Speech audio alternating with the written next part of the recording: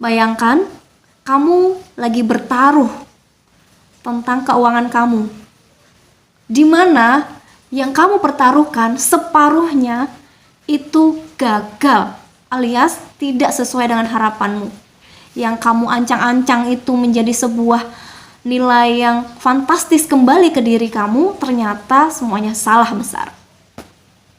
Tapi kabar baiknya, kamu masih tetap untung. Well, gimana sih caranya kita dalam mengelola keuangan kita? Setelah kita melakukan berbagai macam cara, berbagai macam kesalahan, kekeliruan, namun kenyataannya di akhir kita tetap untung. Seperti itu. Well, kita akan bahas dalam bukunya Psychology of Money, Morgan Housel, lanjutan dari bab sebelumnya. So kalau kamu belum nonton video sebelumnya, aku saranin kamu nonton dulu supaya nanti kita bakal nyambung ke bab yang ini. Oke, kita akan masuk ke bab 6 mengenai Anda menang undian. Well, di sini disebutkan Brad Pitt mengatakan ketika dia menerima Screen Actor Guild Award, dia berkata, "Saya sudah melakukan ini selama 30 tahun. Saya pikir rumus sederhananya ada proyek yang berjalan dan ada yang tidak. Tidak usah pusing dengan keduanya. Lanjutkan saja dengan proyek berikutnya." Dalam buku ini ada sebuah nama juga bernama Hans Berggruen yang kabur dari Jerman Nazi pada 1936. Dia menetap di Amerika lalu kuliah sastra di US Berkeley. Umumnya dia tak tampak menjanjikan ketika muda. Namun pada 90-an, Berggruen boleh dikata salah satu penjual karya seni paling berhasil sepanjang masa. Pada 2000, Berggruen menjual sebagian koleksi lukisan Picasso, Barque, Klee, dan Matisse miliknya ke pemerintah Jerman dengan harga di atas 100 juta euro. Itu sangat murah sehingga Jerman efektif menganggapnya sumbangan. Nilai koleksi itu di pasar swasta di atas 1 miliar dolar. Betapa hebatnya, satu orang bisa mengoleksi banyak sekali mahakarya. Seni sangat subjektif. Bagaimana caranya seseorang memperkirakan ketika muda apa yang akan menjadi karya paling dicari dalam sahabat? Dapat dikatakan keahlian, dapat dikatakan keberuntungan. Perusahaan investasi Horizon Research punya penjelasan ketiga, dan itu sangat relevan bagi investor.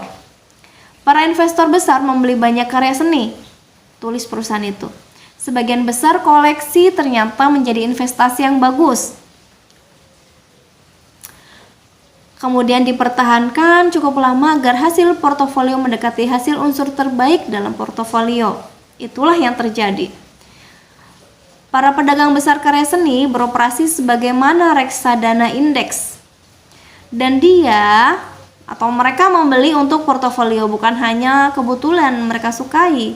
Kemudian mereka menunggu beberapa di antaranya jadi menguntungkan. Itulah yang terjadi. Barangkali 99% karya yang didapat Berggruen sepanjang hidupnya ternyata bernilai rendah. Namun tak penting laku 1%. Sisanya karya Picasso, Berggruen bisa lebih sering keliru tapi tetap saja menang besar. Banyak hal dalam bisnis dan investasi bekerja seperti begitu. Ekor panjang, ujung paling jauh. Distribusi hasil berpengaruh sangat besar di keuangan, di mana sejumlah kecil kejadian bisa menjelaskan sebagian besar hasil. Itu bisa sukar dihadapi, bahkan ketika Anda mengerti matematikanya, bahwa seorang investor bisa lebih sering salah, tapi masih untung itu tak intuitif. Artinya, kita meremehkan betapa normalnya kegagalan banyak hal. Itu menyebabkan kita bereaksi berlebihan terhadap kegagalan. Ya, karena kegagalan itu sudah sepaket dengan keberhasilan dan keberuntungan, ya. Jadi nggak apa-apa kita banyak gagalnya, mungkin separuh lebih dalam kehidupan kita merasa gagal, tapi ada satu atau dua momen yang merupakan titik balik di mana 90% lebih kegagalan itu tertutupi dengan 1% itu yang kita dapat hasilnya jauh lebih tinggi nilainya. Contoh misalnya kita telah menghabiskan investasi 10 juta.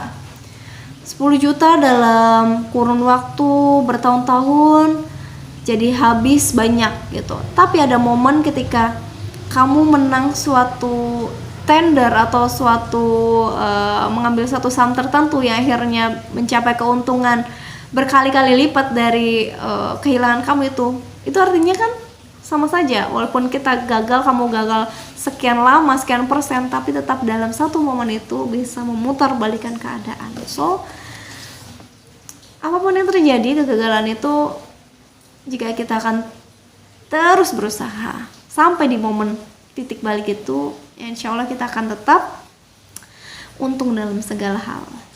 Ya, lanjut ya. Dalam buku ini, Steamboat Willie membuat Walt Disney dikenal sebagai animator. Keberhasilan bisnis itu lain cerita. Studio pertama Disney bangkrut. Film-filmnya berbiaya produksi sangat mahal dan pendanaannya melibatkan syarat-syarat berat.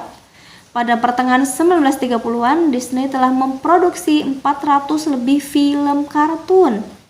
Sebagian besarnya pendek, sebagian besarnya disukai penonton, dan sebagian besarnya menyebabkan kerugian. Snow White and the Seven Dwarfs mengubah segalanya.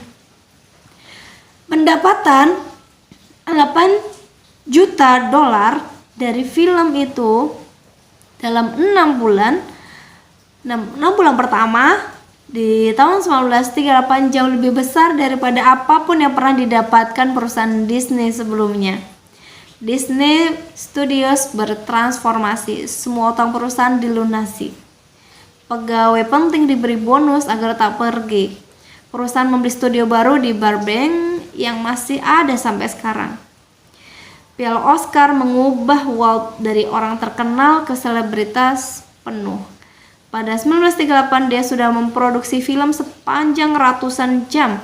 Namun dalam bisnis, 83 menit Snow White sajalah yang penting. Jadi dia sudah menghabiskan banyak biaya untuk memproduksi film yang kerugiannya juga sangat besar, tapi akhirnya ada satu titik balik film kartun yang dia buat yang berjudul Snow White yang merubah segalanya sehingga dia meraup keuntungannya sebesar-besarnya.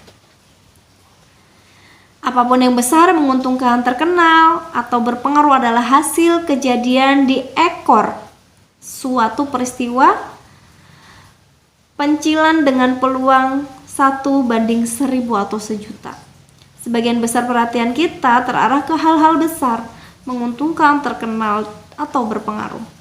Ketika sebagian besar perhatian kita tertuju ke hasil di ujung ekor, mudah saja meremehkan betapa langka dan kuatnya hasil itu. Keberhasilan Anda sebagai investor akan ditentukan oleh bagaimana Anda menanggapi beberapa momen yang mengerikan, bukan bertahun-tahun yang dihabiskan dengan lancar. Ya, lanjut yang tadi, jadi jelas ada beberapa industri yang didorong ekor, misalnya permodalan Ventura. Jika membuat 50 investasi, satu pemodal Ventura mungkin mengharapkan separuhnya gagal. 10 lumayan sukses dan 1 atau 2 meledak jadi 100% hasilnya. Perusahaan investasi Correlation Ventures pernah menghitungnya. Dari 21.000 lebih pendanaan Ventura dari 2004 ke 2014, 65% rugi. 2,5% investasi memberi keuntungan 10 sampai 20 kali lipat. 1% memberi keuntungan di atas 20 kali lipat. 0,5% sekitar 100 perusahaan dari 21.000 mendapat 50 kali lipat atau lebih. Itulah sumber mayoritas hasil di industri permodalan Ventura. Jadi Anda boleh berpikir bahwa itulah yang membuat permodalan Ventura sangat berisiko. Siapapun yang berinvestasi di modal Ventura juga tahu resikonya. So, kalau kita memperhatikan keberhasilan seorang teladan, kita mengabaikan fakta bahwa hasil mereka didapat dari sebagian kecil tindakan mereka, Itu membuat kegagalan, kerugian, dan kemunduran kita sendiri terasa seperti kita berbuat kekeliruan. Namun, mungkin saja kita salah atau agak benar, sama sering dengan para jagoan. Boleh jadi mereka lebih benar ketika sedang benar, tapi mereka bisa saja salah, sesering kita semua. Bukan soal benar atau salah yang penting.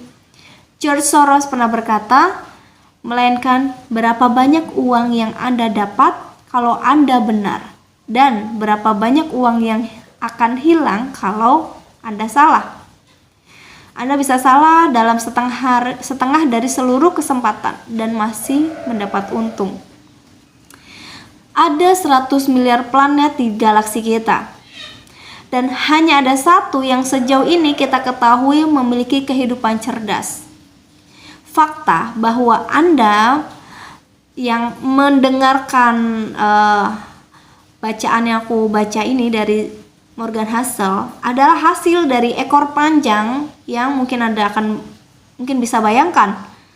Itu sesuatu yang membahagiakan. Jadi banyak sekali ilmu juga yang udah kita dapat dari buku ini. Mungkin banyak hal kesalahan-kesalahan dalam mengelola finansial kita, tapi akhirnya kita sadar bahwa oh iya ya, ada cara-cara yang ternyata seperti ini dan itu normal. Ada hal-hal yang gagal tapi ternyata it's okay. Aku nggak kehilangan semuanya karena ada satu momen ketika hampir kehilangan segalanya, ternyata ada satu titik mungkin ya kuasa Tuhan, kuasa Allah yang akhirnya membawa kita ke titik yang lebih baik dari titik sebelumnya saat kita kehilangan. Jadi terima kasih banyak buat yang sudah nonton sampai selesai. Semoga ilmunya bermanfaat buat kita semua dan semoga kalian semua dalam keadaan yang terbaik, sehat, kaya raya, dan bermanfaat untuk sesama. Oke, I hope to see you again on the next video. Jangan lupa support channel ini ya, agar bisa terus semangat dan berkembang lagi videonya dan channelnya. Thank you. Jangan lupa like, comment, dan subscribe. Assalamualaikum warahmatullahi wabarakatuh.